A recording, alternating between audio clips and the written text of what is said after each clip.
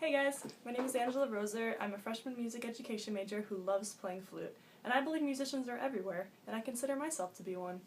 Even though I've been playing flute for 10 years, and I'm not a professional, I still consider myself a musician, even though I don't sound amazing all the time.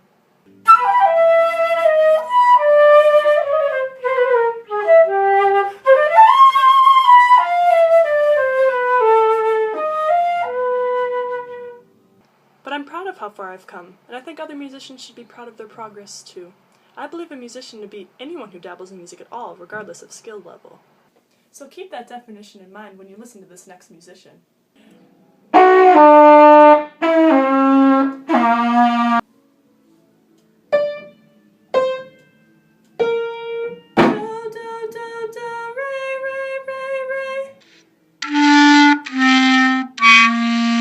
Okay, so I don't sound amazing, but I still made music, and I would consider myself a musician. If as music educators we want to create this inclusive environment, we need to expand the way we use the term musician. It can't just mean CSO cello player or New York Philharmonic clarinet player. We have to be able to be prepared to use the term musician when we're talking to our 2nd grade clarinetist or our 6th grade trumpet player. They have a ways to go, but they deserve to be recognized for their talents. As players of stuff, we all know we have to be critical of our playing. If everyone thought they were the greatest thing since sliced bread, no one would be inspired to work harder. I'd have a lot of extra time if I wasn't practicing. I don't like this thinking when it spreads into our thoughts of other musicians.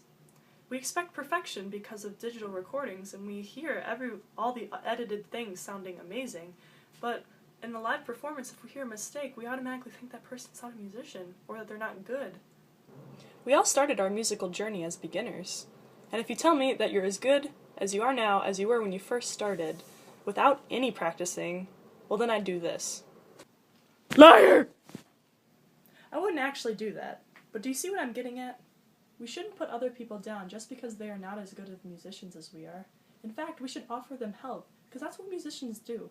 It isn't about competition, or who studied with who, or what pieces you played. It's about who you are as a person. It's about how you make others feel when you're playing and when you're not. So while we should respect other people on their musical journey, we should also explore the opportunities in our own.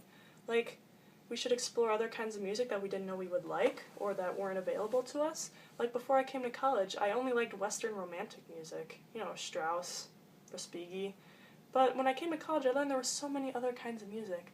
Like, I love Balinese gamelan music. I decided to join the ensemble, and I love it. And I shape note sing on the 3rd Sunday of every month at the Mennonite Church of Urbana.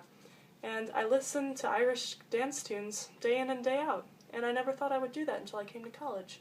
So even though you don't enjoy listening to top 40 or rap, you should still respect the people that do.